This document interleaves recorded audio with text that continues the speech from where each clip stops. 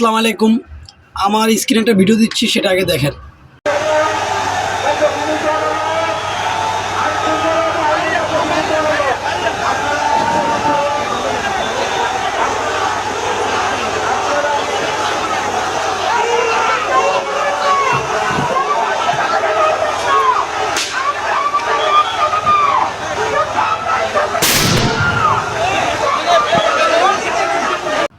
তো দেখলেনি, হাদি ভাইয়ের বিচার চাওয়াকে এটা অপরাধ?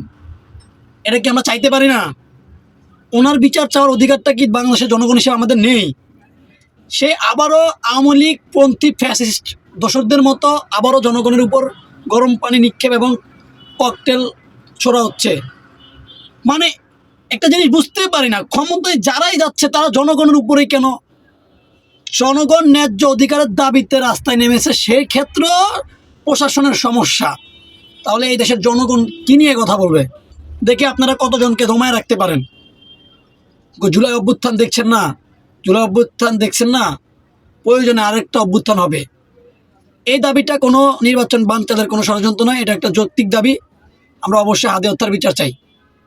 সবাই ভিডিওটাকে শেয়ার করে দিবেন, মানুষকে দেখার সুযোগ করে দিবেন। আবারও আওয়ামী লীগপন্থী ফ্যাসিস্ট সরকারের এদেশে পুনর্গঠিত হচ্ছে। বলতে বাধ্য হচ্ছি, কিছু করার নেই।